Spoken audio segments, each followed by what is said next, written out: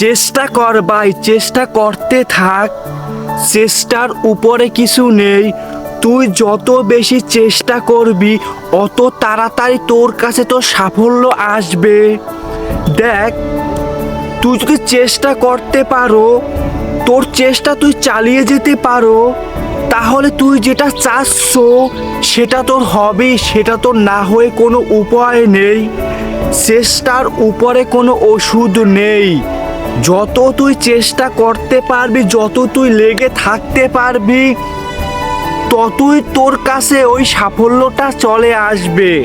দেখ, আমরা কিছু হতে চাই, কিছু করতে চাই, কিছু পেতে চাই, আমরা চেষ্টা করি, কিছুদিন পরে চেষ্টাটা ছেড়ে দিই, ওখান থেকে আমরা আশা ছেড়ে দিই, কারণ ওটা আমরা পাই না, ওখানে আমরা কিছু করতে পারি না, ওখানে আমরা টিকতে পারি না। কেন পারি না?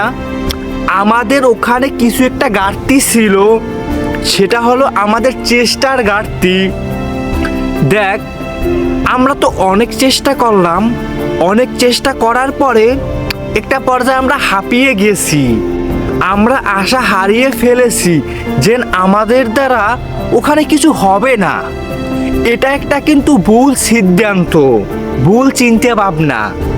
তোকে মূলত ওখানে লেগে থাকতে হবে, লাগাতার লেগে থাকতে হবে, তোকে চেষ্টা চালিয়ে যেতে হবে।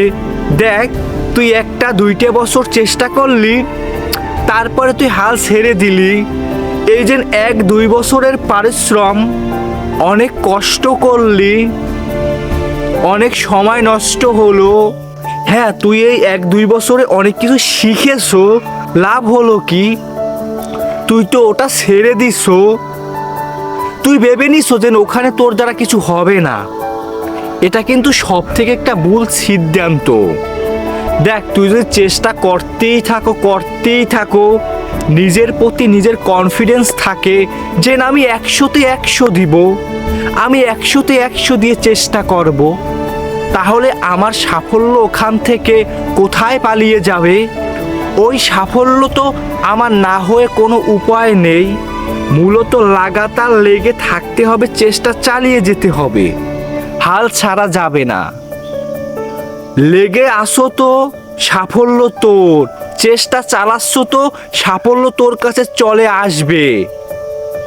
লেগে থাকতে হবে, চেষ্টা চালিয়ে যেতে হবে, বাকিটা আল্লাহ দেখে নিবে ইনশাআল্লাহ।